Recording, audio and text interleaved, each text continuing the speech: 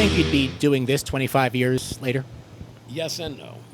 It was all my aspirations in music were to do exactly what I'm doing, which is to never be, the flavor of the month, never be super popular, just play my music and make a living playing my music.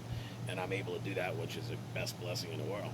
Um, with Down, I was able to, I guess you could say, have a lot of childhood, fantasy dream type things. We had when we were doing really, really well. We stayed at the best hotels, and I ordered room service, and we had 2 buses, and everything was taken care of. Which was great to be able to experience that. We have played, we toured with Metallica and on the first leg of the Death Magnetic tour, which was of course one of my favorite bands and biggest influences as a young guy getting into playing. So I mean, to be like hanging out, sharing a stage with Metallica. We did the European football stadiums with Metallica.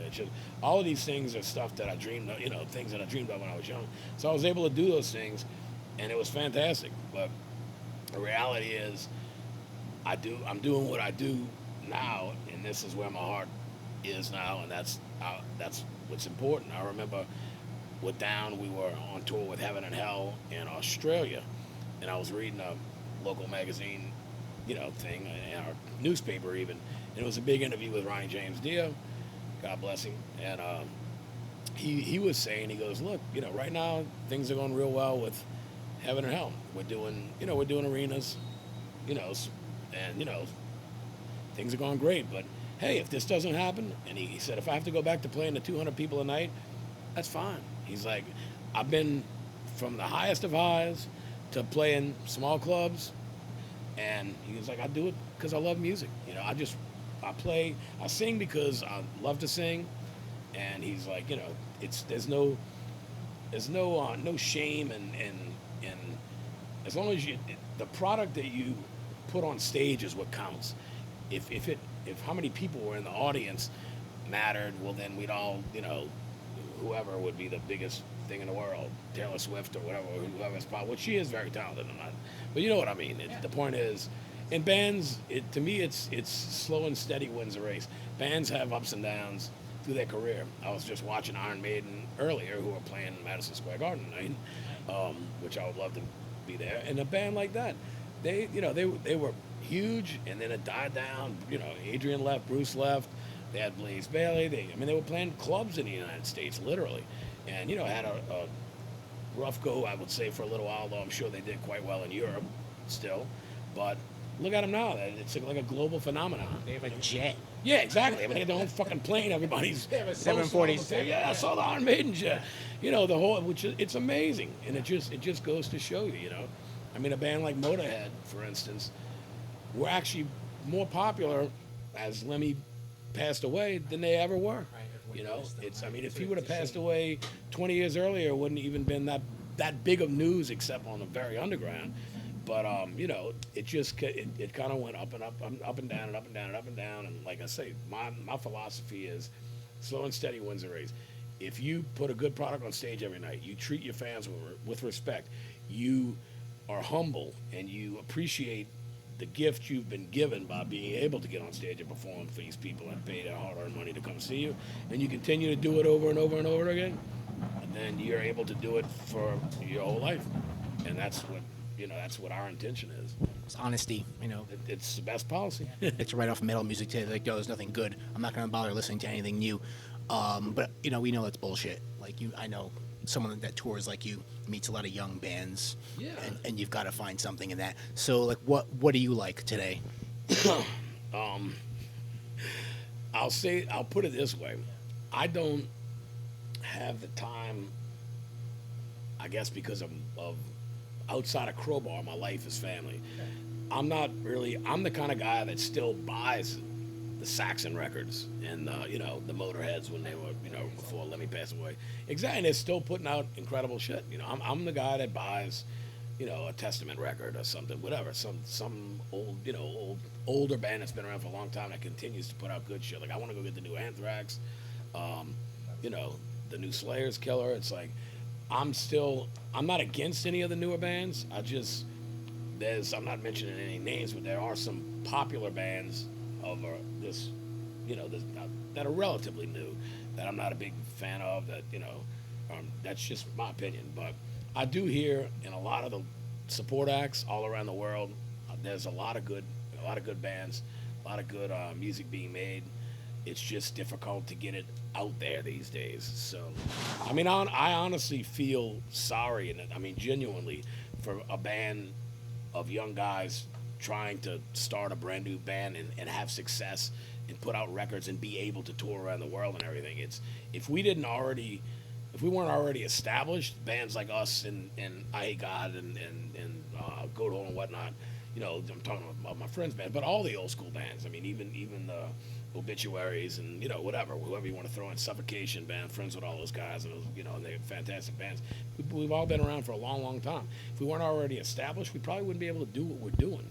It's very difficult to break into the business With the internet the and way it everything, is now. too. Yeah, It's very- it's extremely difficult. I think Lars was right. You know what? He Looking was back, definitely like, right. He was onto something.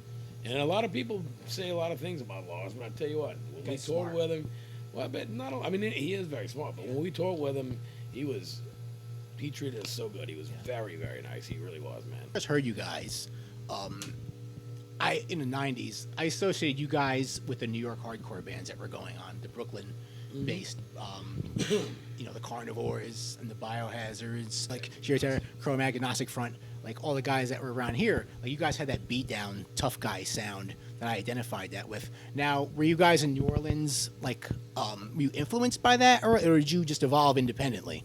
No, we were totally. Our thing was Carnivore and the Melvins, and that's what the idea of Crowbar was. Let's take a lot of this. Well, Carnivore, of course, tuned really low as well. It's like it's like with Crowbar, all of our fast parts are hardcore parts, hardcore beats. It's not death metal or it's blast or whatever you want to call it. It's hardcore beats, and we took. Our thing was to be like Carnivore, basically, just rip them off and make our own version, where every one of the slow Carnivore parts is real Sabbathy. All the fast parts are hardcore. So it was kind of like the best of both worlds. Those were my two favorite styles of music at the time in the late '80s when Crowbar was formed.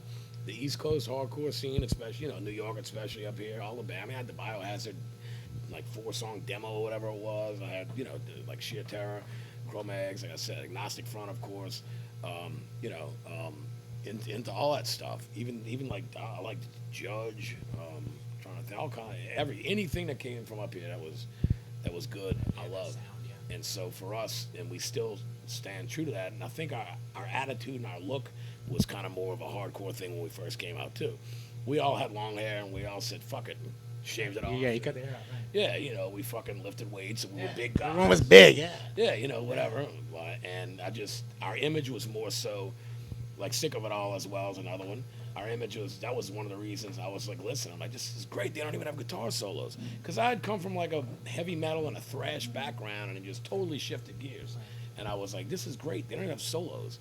I'm like, we don't need fucking solos. So what we do in Crowbar now instead of solos is, as I love Thin Lizzy, everybody knows that's one of my favorite bands.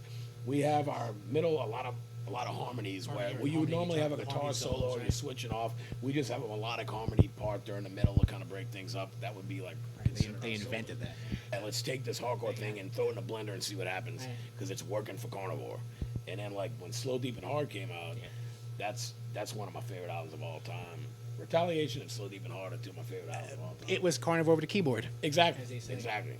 And so to me, and I got my typo there a couple of months ago, but that was people asked me, and I'm being totally honest.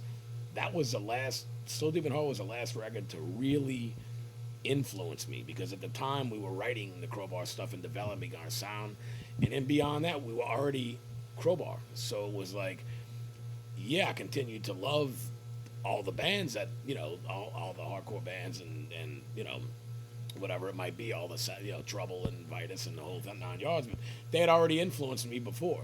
So I think when I heard Slow, Deep, and Hard, that was it. I was like, this is what I want to do without the keyboards, and that was it. I said, let's just take this as far as we can.